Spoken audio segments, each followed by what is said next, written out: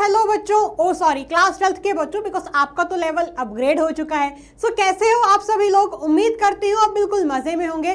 सो स्वागत है आपका नेक्स्ट स्टेप्स कॉमर्स के इस अमेजिंग प्लेटफॉर्म पे जहाँ पे हम देश का भविष्य बनाते हैं।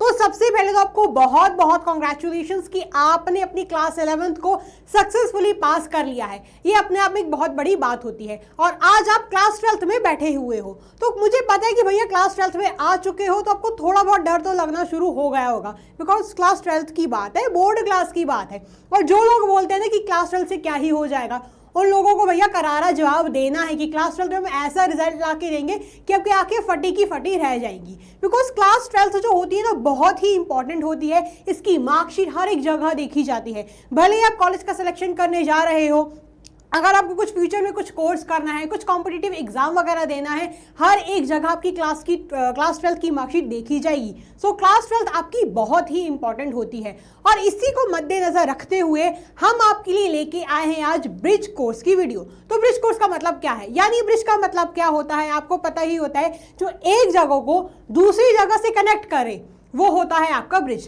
तो वैसे इस ब्रिज कोर्स में हम आपको ये बताएंगे कि आपकी क्लास 11th के ऐसे क्या इंपॉर्टेंट टॉपिक्स थे जिनकी रेलेवेंसी आपकी क्लास 12th में भी है। यानी इस वीडियो में मैं आपको पढ़ाने वाली हूँ कुछ ऐसे इंपॉर्टेंट टॉपिक्स क्लास 11th के जो आपको क्लास 12th में भी काम आने वाले हैं। आई नो अपनी क्लास 11th में टॉपिक्स को छोड़ दिया होगा, स्किप कर दिया होगा, मुझे पता अपने क्लास 11th को ऐसे ही इग्नोर करते हुए साइडलाइन करते हुए पढ़ा था। लेकिन ठीक है भैया, जो हुआ सो हुआ, अपने पास्ट को भूल जाओ। मतलब मेरा है कि क्लास 11th को भूल जाओ। जो भी इंपॉर्टेंट टॉपिक्स हैं जो आपके क्लास 12th में काम आने वाले हैं, हम वो आपको अच्छे से कवर करवा देंगे। बिकॉज हम ये नहीं चाहते कि आपकी क्लास 12th की पढ़ाई पे एक जरा सी भी, एक छोटी सी भी आंच आए। हम ये चाहते हैं कि आपका रिजल्ट बेस्ट से बेस्ट आए, बिकॉज क्लास 12th बार बार नहीं आती है। ठीक है बच्चों, सो ये वीडियो बहुत ही इंपॉर्टेंट होने वाली है, बिकॉज इस वीडियो में मैं आपको इंपॉर्टेंट टॉपिक्स करवाऊंगी क्लास 11th के जो आपकी क्लास 12th में भी काम आने वाले हैं। और साथ साथ में एक छोटा सा ब्रीफ इंट्रोडक्शन भी दूंगी कि क्लास 12th का क्या सिलेबस होता है, इसका क्या यूसेज है। ठीक है बच्चों, सो तैयार रहना और वीडियो को बहुत अच्छे से देखना और अपने दोस्तों के साथ भी शेयर करना। रील्स तो शेयर करते ही रहते हो, ये वीडियो भी शेयर कर देना, बिकॉज बहुत ही काम की वीडियो है। ठीक है, सो सबसे पहले आपको ही तो ये पता ही होगा कि क्लास 11th की बुक इस तरह दिखती थी, बिकॉज आप पढ़ के आ गए हो। सो मुझसे ज़्यादा अच्छे से तो भैया आप ही जानते हो, बिकॉज आपने तो एग्जाम्स भी दिए हैं। तो क्लास की 11th आपकी जो क्लास 11th की जो बुक थी बिजनेस स्टडीज़ की, एनसीईआरटी की, वो इस तरह दिखती थी। लेकिन क्लास 12th की बात अलग हो जाती है। अब आप बड़े हो गए हो, यानी मेरा ये मतलब नहीं है कि क्लास 11th में बच्चे थे, छोटे बच्चे थे। हाँ, क्लास 11th में भी बड़े थे, लेकिन अब आपका लेवल अपग्रेड हो चुका है एक क्लास से। सो अब आपको क्लास 12th में एक किताब नहीं बल्कि 2 बुक्स पढ़नी पड़ेंगी। जो पहली बुक आपकी होगी वो होगी आपकी principles and functions of management के बारे में। यानी इस बुक में हम कंप्लीटली मैनेजमेंट के बारे में ही पढ़ेंगे। अगर इस किताब का नाम हम मैनेजमेंट ही रख देते हैं ना, तो भी हमारा काम चल सकता है, बिकॉज इस बुक में हम कंप्लीटली पढ़ेंगे मैनेजमेंट के बारे में। वही जो हमारी बुक 2 है, डेट इज जो पार्ट हमारा सेकंड है, उसमें हम पढ़ेंगे बिजनेस फाइनेंस एंड मार्केटिंग के बारे में। आपने क्लास 11th में एक चैप्टर पढ़ा था सोर्सेस ऑफ बिजनेस फाइनेंस, जो कि आपको बहुत ही टिपिकल लगता था, मुश्किल लगता था, और कुछ बच्चे तो उसको छोड़ के ही चले जाते थे, सोचते थे क्या ही आएगा भैया इसमें से ज़्यादा, बाकी के चैप्टर्स ऊपर से करके चले जाते हैं, ये चैप्टर तो हमें खतरनाक लग रहा है, इसको चलो छोड़ देते हो। लेकिन वो चैप्टर ने आपकी जान नहीं छोड़ी है, आपका पीछा नहीं छोड़ा है। वही जो टॉपिक्स हैं, कुछ इंपॉर्टेंट टॉपिक्स आपको क्लास 12th में भी देखने को मिल जाएंगे। और पार्ट बी में जो ऐसे आपके 2 चैप्टर्स हैं जिनमें वो जो बिजनेस फाइनेंस वाला जो पार्ट है वो बहुत अक्सर रिपीट होता है। तो अगर आपने क्लास 11th में छोड़ दिया था, मिस कर दिया था, स्किप कर दिया था, सो कोई बात नहीं, मैं आपको वो जो इंपॉर्टेंट टर्म्स हैं, इंपॉर्टेंट टॉपिक्स वगैरह हैं, वो फिर से यहाँ पर पढ़ाने वाली हूँ। सो पार्ट 1 जो है वो डील करती है मैनेजमेंट से, वही जो पार्ट सेकंड है वो आपका डील करता है बिजनेस फाइनेंस एंड मार्केटिंग से। ठीक है, हमने क्लास 11th में पढ़ा था कि क्या बिजनेस फॉर्म्स होते हैं, क्या बिजनेस होता है, क्या उसके टाइप्स होते हैं, बिजनेस कैसे चलते हैं, और बिजनेस को नया तरीका क्या है करने का, जो न्यू मेथड्स होते हैं, सब हमने पढ़ा। तो क्लास 11th की जो बिजनेस स्टडीज होती है वो कंप्लीटली डील करती है कि बिजनेसेस की कैसे फंक्शनिंग की जाती है। वही क्लास 12th की जो बिजनेस स्टडीज होती है वो डील करती है किससे, मैनेजमेंट वगैरह से, एंड डील करती है बिजनेस फाइनेंस एंड मार्केटिंग के बारे में। तो class 11th and class 12th की बिजनेस स्टडीज बहुत ही पोल्स अपार्ट है। तो अगर आप ये सोचते थे कि अगर हमने क्लास 11th में बिजनेस स्टडीज कर ली थी तो क्लास 12th में इतनी अच्छे से करने की जरूरत नहीं पड़ेगी, बिकॉज क्लास 11th में तो हमने कर ही ली थी ना, तो अब क्या ही हो जाएगा। तो अगर आप इस गलत फहमी में बैठे हुए तो बेटा उस गलत फहमी से बाहर निकल जाओ, because class 11th and 12th की जो बिजनेस स्टडीज है ना वो पोल्स अपार्ट है, बहुत डिफरेंट है अपने आप से।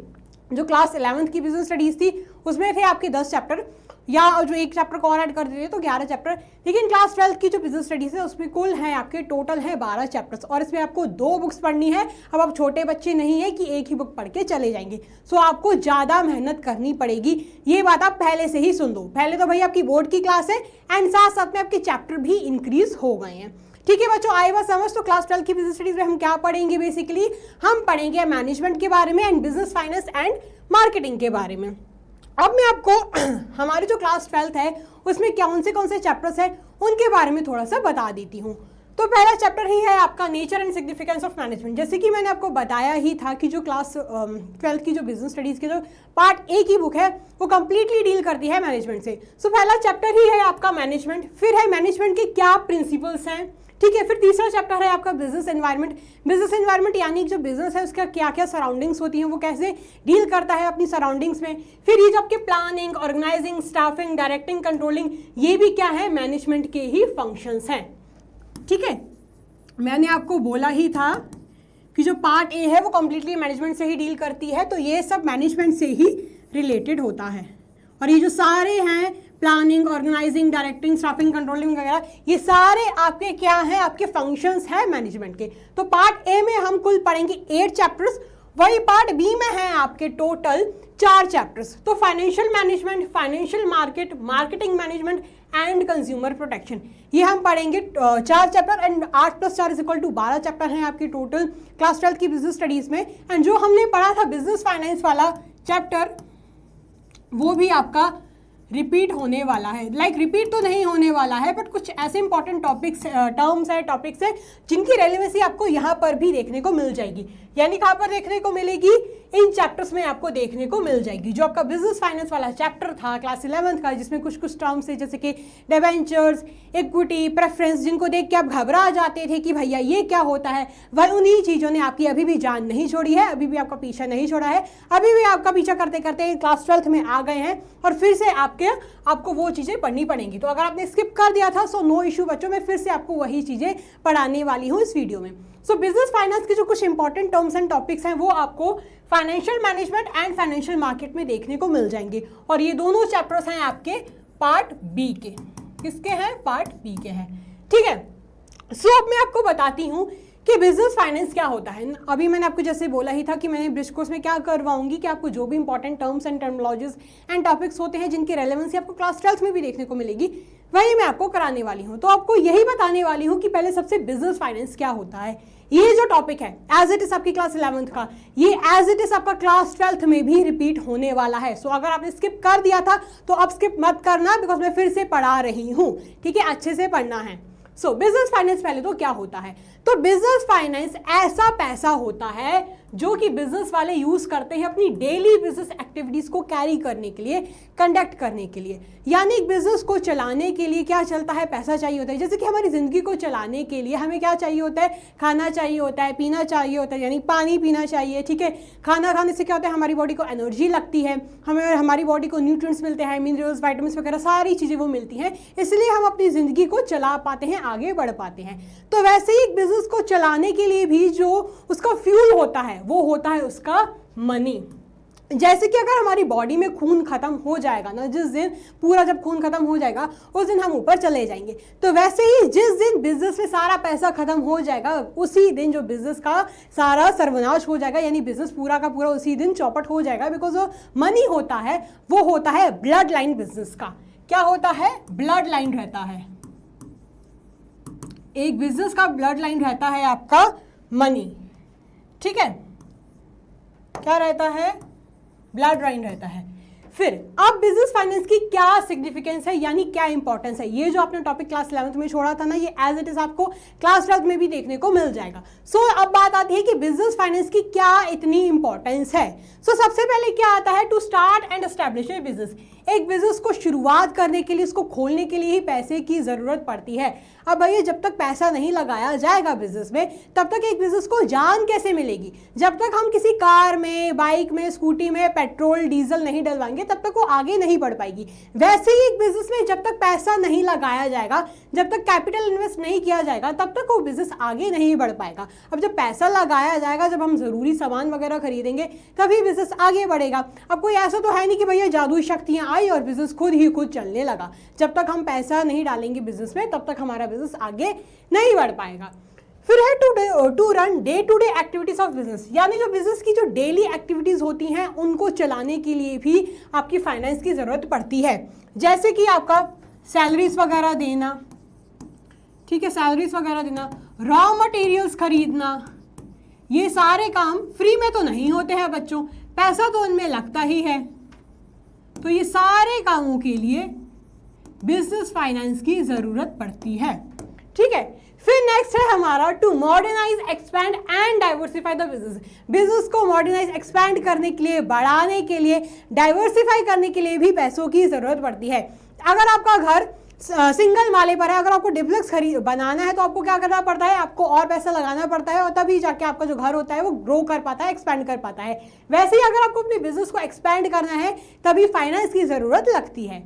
फिर आता है to purchase tangible assets and intangible assets. अगर आपको अपने बिजनेस में एसेट्स खरीदने हैं, भले वो टेंजिबल एसेट्स हो या इनटेंजिबल एसेट्स हो। टेंजिबल एसेट्स आपके हो गए लैंड, बिल्डिंग, मशीनरी, इक्विपमेंट्स वगैरह, और इनटेंजिबल एसेट्स जैसे कि आपका ट्रेडमार्क हो गया, पेटेंट हो गया। ये जो जब आप अपने बिजनेस को लीगल प्रोटेक्शन दिलवाते हो तब आपको इनटेंजिबल एसेट्स भी खरीदने पड़ते हैं, ठीक है।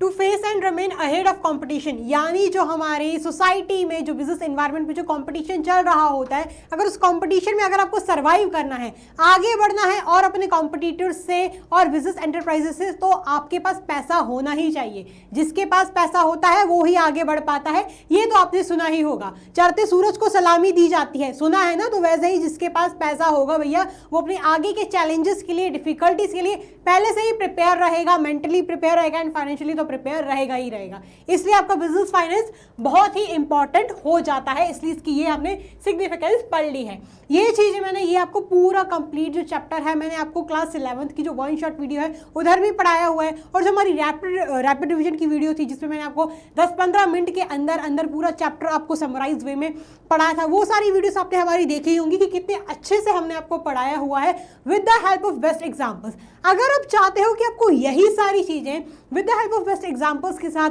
रियल लाइफ एप्लीकेशंस के साथ पढ़ने का मौका मिले, वो भी डेली, तो आप हमारे इंडिया के जो सबसे बेस्ट बैच है, सबसे यूनिक एंड सुनहरा एंड प्यारा बैच जो है जिसका नाम है प्रारंभ, तो उसमें भी आप एनरोल कर सकते हो, जिसमें हम तीनों मेंटोर्स की गाइडेंस के छत्र छाया के अंदर हम आपको पढ़ाएंगे।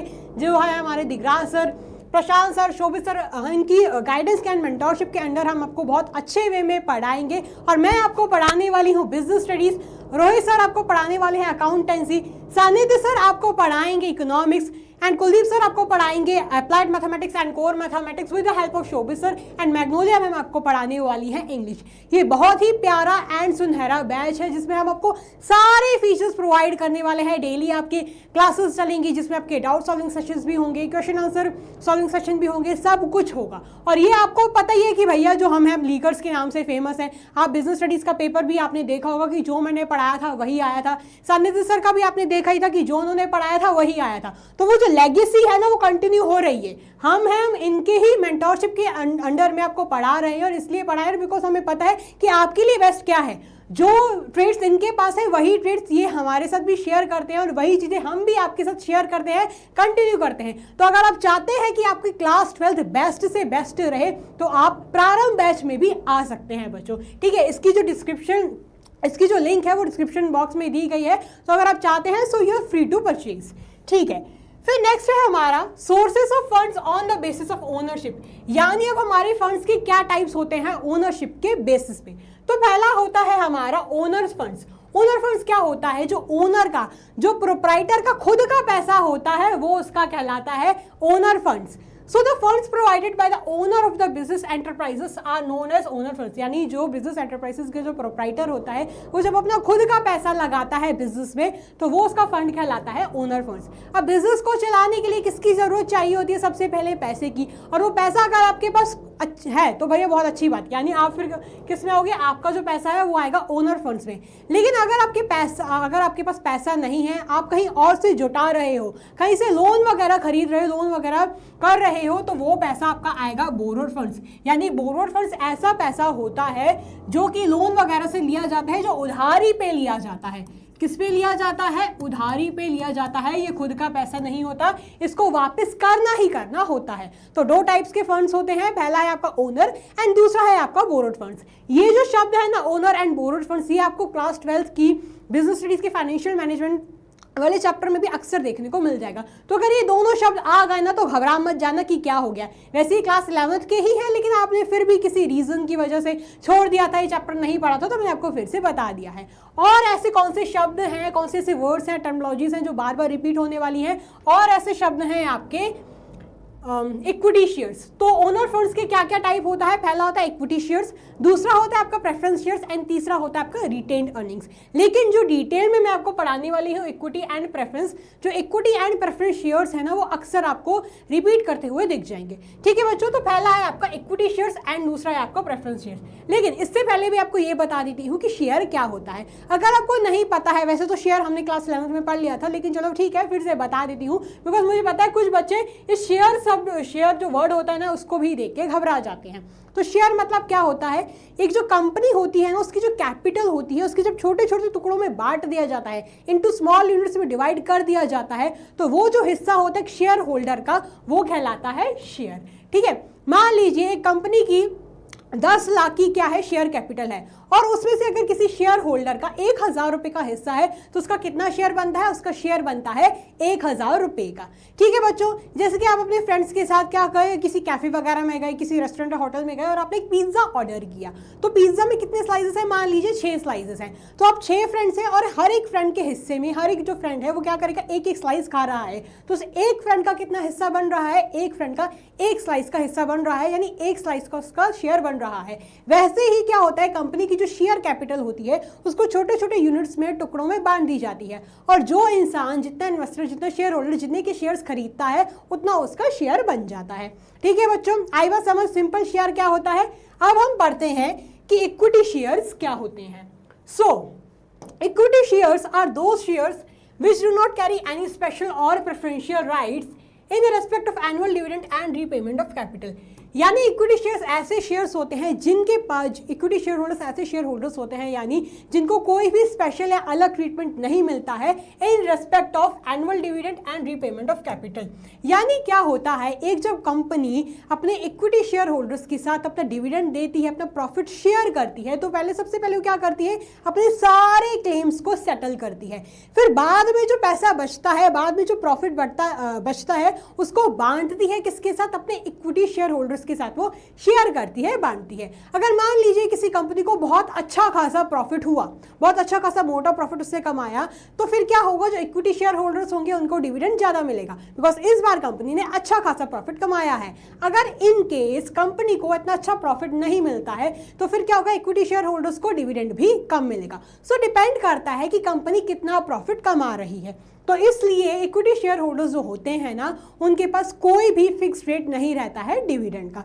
आई बात समझ में बच्चों? लेकिन इनको इतना दुख मिलता ही है, यानी इनका कोई भी ठिकाना नहीं रहता, ठिकाना इन द सेंस इनका कोई भी फिक्स रेट नहीं रहता है। तो उनको एक सुख ये मिल जाता है कि इनको वोटिंग राइट्स मिल जाती हैं। क्या मिल जाती हैं? वोटिंग राइट्स मिल जाती हैं। वोटिंग राइट्स यानी इनको हिस्सा मिल जाता है कि ये कंपनी की डिसीजन मेकिंग प्रोसेस में पार्टिसिपेट कर पाए। ठीक है बच्चों, आई बात समझ? फिर नेक्स्ट है हमारा प्रेफरेंस शेयर्स। इसमें क्या होता है? प्रेफरेंस शेयर्स आर दो shares which enjoy certain priorities regarding the payment of dividend at a fixed rate and return of the investment. इसमें क्या किया जाता है कि जो प्रेफरेंस शेयर होल्डर्स होते हैं ना उनको स्पेशल ट्रीटमेंट मिलता है regarding payment of dividend at a fixed rate and return of the investment. क्या किया जाता है जब कंपनी को प्रॉफिट मिलता है ना, तो क्या होता है, हमने इक्विटी शेयर्स में क्या पढ़ा था कि जब कंपनी को प्रॉफिट होता है, अगर अच्छा प्रॉफिट होता है तो इक्विटी शेयर होल्डर्स को अच्छा डिविडेंड मिलता है, अगर कम प्रॉफिट होता है तो इक्विटी शेयर होल्डर्स को क्या मिलता है, कम डिविडेंड मिलता है। लेकिन प्रेफरेंस शेयर्स में ऐसा नहीं होता है। प्रेफरेंस शेयर्स में क्या होता है कि अगर कंपनी को प्रॉफिट कम हो या ज्यादा हो, प्रेफरेंस शेयर होल्डर्स बोलते हैं तुम जानो तुम्हारे काम जाने, हमें तो उसी रेट पे भैया डिविडेंड चाहिए ही चाहिए। ठीक है, मान लीजिए 12% रेट है, एक कंपनी ने डिसाइड किया हुआ है, तो अब कुछ भी हो जाए, जमीन आसमान एक हो जाए, जो प्रेफरेंस शेयर होल्डर्स होंगे ना उनको 12% पर ही डिविडेंड मिलेगा। तो इसलिए इनका जो रेट होता है वो पहले से ही फिक्स रहता है। फिर the preference share holders enjoy two rights over equity share holders, यानी प्रेफरेंस शेयर होल्डर्स को दो अलग राइट्स मिलती हैं अगर हम मुकाबला करें, अगर हम कंपैरिजन करें इक्विटी शेयर होल्डर्स के साथ। तो पहला मिलता है उनको right to receive fix rate of dividend, जैसे कि मैंने आपको बताया ही कि दुनिया इधर से उधर हो जाए, जमीन आसमान एक हो जाए, इनका जो रेट होता है डिविडेंड का वो तो फिक्स्ड ही रहता है, उसी रेट पे उनको डिविडेंड मिलता ही मिलता है। ठीक है, फिर right to receive repayment of capital, यानी जब कंपनी बंद होने वाली होती है तो इनको कैपिटल का जो रीपेमेंट होता है वो भी इनको सबसे पहले मिल जाता है, यानी प्रेफरेंस शेयर होल्डर्स ने जितना कैपिटल लगाया हुआ होता है उनको वो मिल जाता है in case of winding up. ठीक है, आई बात समझ में बच्चों? लेकिन अगर इनको इतना सुख मिल ही रहा है तो इनको एक दुख ये मिलता है कि इनके पास कोई भी वोटिंग राइट नहीं होती है। क्या है, इनके पास कोई भी वोटिंग राइट नहीं होती है। जैसे कि हमने इक्विटी शेयर होल्डर्स में पढ़ा, इक्विटी शेयर्स में पढ़ा कि इक्विटी शेयर होल्डर्स को वोटिंग राइट्स मिल जाती है, लेकिन इनको फिर वोटिंग राइट नहीं मिलती है। ठीक है, इनको कोई भी वोटिंग राइट नहीं मिलती। आई बात समझ में बच्चों? तो ये इक्विटी शेयर्स एंड जो प्रेफरेंस शेयर्स, ये जो वर्ड्स है ना वो आपको अक्सर फाइनेंशियल मैनेजमेंट वाले चैप्टर में, फाइनेंशियल मार्केट वाले चैप्टर में भी देखने को मिलेंगे। तो अगर ये दोनों शब्द आते हैं ना तो देख के घबरा मत जाना कि ये क्या आ गया, ये कौन सी बला आ गई। मैंने आपको बहुत अच्छे से एक्सप्लेन कर दिया है कि equity shares and preference shares क्या होता है। फिर जो नेक्स्ट चीज है आपकी, नेक्स्ट टॉपिक है आपका डिबेंचर्स एंड बॉन्ड्स। जो डिबेंचर्स एंड बॉन्ड्स होते हैं वो बोरोड फंड्स के टाइप होते हैं। वैसे तो बहुत सारे टाइप्स होते हैं, ठीक है, जैसे कि लोन्स वगैरह फाइनेंशियल इंस्टीट्यूशन से उठाना, कमर्शियल बैंक से उठाना, ट्रेड क्रेडिट हो गया, इंटर कॉर्पोरेट डिपॉजिट्स हो गया, बहुत सारे टाइप्स होते हैं। लेकिन जो डिबेंचर वर्ड है ना, ये मैं आपको इसलिए एक्सप्लेन कर रही हूँ बिकॉज ये शब्द जो है आपको अक्सर क्लास 12th में देखने को मिल जाएगा। तो पहले तो ये क्या है, बोरोड फंड का सोर्स है, यानी उधारी वाला पैसा होता है। ठीक है, फिर तो डिबेंचर क्या होता है वो जान लेते हैं। तो डिबेंचर क्या है, बेसिकली एक डॉक्यूमेंट या एक सर्टिफिकेट होता है। क्या होता है, एक डॉक्यूमेंट या सर्टिफिकेट होता है which is issued under the common seal of a company, जो कि कंपनी की कॉमन सील के अंडर में इशू किया जाता है, एक्नॉलेजिंग इट्स डेब्ट to the holder at given terms and condition. यानी कंपनी ये एक्सेप्ट करती है कि हाँ वो जो ये जो हमारे डिबेंचर होल्डर्स हैं हमने उनसे पैसा उधारी पर लिया हुआ है। और क्या होता है डिबेंचर्स में एंड प्रेफरेंस शेयर्स में क्या होता है कि पहले से ही जो रेट होता है वो डिसाइडेड रहता है। जैसे कि दुनिया इधर से उधर हो जाए या जमीन आसमान एक हो जाए, इनका जो इंटरेस्ट का रेट होगा ना वो तो फिक्स ही होगा। हमने क्या पढ़ा था कि शेयर्स में क्या मिलता है, शेयर होल्डर्स को डिविडेंड मिलता है, लेकिन इनको क्या मिलता है, इनको इंटरेस्ट मिलता है। क्या मिलता है, इंटरेस्ट मिलता है। यानी कंपनी लॉस में जाए या प्रॉफिट में जाए, इनको जो इंटरेस्ट मिलना है वो तो उनको मिल के ही रहेगा, और तो और फिक्स्ड रेट पे। किस पे, फिक्स्ड रेट पे मिलता है। ठीक है, और स्पेसिफिक पीरियड्स पे, यानी जो भी इनका टाइम इंटरवल्स वगैरह रहता है वो पहले से ही डिटरमाइंड रहता है, पहले से ही स्पेसिफाइड रहता है। उस टाइम पीरियड के अकॉर्डिंग इनको इंटरेस्ट मिलता है, वो भी फिक्स्ड रेट पे। ठीक है, अब जो डिबेंचर्स होते हैं ना वो थोड़े बहुत शेयर से भी मिलते हैं, ठीक है, और थोड़े बहुत किससे मिलते हैं, डिबेंचर से भी मिलते हैं। जैसे कि क्या होता है, हमने प्रेफरेंस शेयर्स में क्या पढ़ा था कि वहाँ पे जो रेट होता है पहले से ही फिक्स रहता है, और यहाँ पे भी क्या हो रहा है कि ये जो इनका जो रेट होता है ना पहले से ही फिक्स रहता है इंटरेस्ट का, बस वहाँ पर हमें डिविडेंड मिलता था, यहाँ पर हमें इंटरेस्ट मिलता है। ठीक है बच्चों, तो ये डिबेंचर शब्द अगर आप क्लास 12th में पढ़ते हो, अगर आपके पास आता है, सामने आता है, तो देख के घबरा मत जाना। ठीक है बच्चों, बहुत ही इजी टॉपिक है, बहुत ही इजी टर्म्स थे जो मैंने आपको बता दिए हैं। यहाँ पर जो हमारे इंपॉर्टेंट टर्म्स वगैरह हैं वो ख़त्म होते हैं। और अगर आप चाहते हो, ठीक है, अगर आप चाहते हो कि आपको डेली नोट्स वगैरह जो भी हमारे चैप्टर्स के नोट्स वगैरह हैं वो सब आपको मिलते रहें टाइमली, और भी कुछ इन्फॉर्मेशन वगैरह है, तो आपको हमारा जो क्लास 12th का जो टेलीग्राम का चैनल है ना वो ज्वाइन करना पड़ेगा। और साथ साथ में ये जो वीडियो आ रही है वो क्लास 11th के चैनल पर आ रही है, बट आप अब बड़े हो चुके हो, आप क्लास 12th के बच्चे बन चुके हो, एक बोर्ड के स्टूडेंट हो, इसलिए अब आपको क्या करना पड़ेगा, जो क्लास 12th का चैनल है वहाँ जाके सब्सक्राइब करना पड़ेगा। अगर सब्सक्राइब किया हुआ है तो बहुत अच्छी बात है बच्चों, थैंक यू। लेकिन अगर सब्सक्राइब नहीं किया है तो जल्दी से जाओ next steps class 12th commerce का चैनल जाके सब्सक्राइब कर लो, बिकॉज वहाँ पर हमारी सारी वीडियोस आने वाली हैं, जो भी वन शॉट वीडियोस हैं, रैपिड रिविजन्स वीडियो हैं, important chapters, important topics, strategy video, सारा कुछ आपका जो कंटेंट है वो class 12th next class 12th commerce के चैनल पे आने वाला है। ठीक है बच्चों, तो जो लिंक्स है इनकी डिस्क्रिप्शन बॉक्स में ऑलरेडी मेंशन की गई है, फटाफट लिंक को दबाओ और जाके सब्सक्राइब करो। ठीक है बच्चों, तो यहाँ पर हमारी वीडियो होती है समाप्त। आई होप आपको ये वीडियो बहुत अच्छी लगी होगी। वीडियो को लाइक करना, शेयर करना अपने दोस्तों के साथ भी, और कमेंट भी जरूर करना, कुछ अच्छे अच्छे कमेंट्स भी कर देना जिसको पढ़ के हमारा दिल खुश हो जाए। ठीक है बच्चों, आई होप आपको ये वीडियो बहुत अच्छी लगी होगी। Till the time take care, keep working hard, thank you so much, stay blessed, bye bye.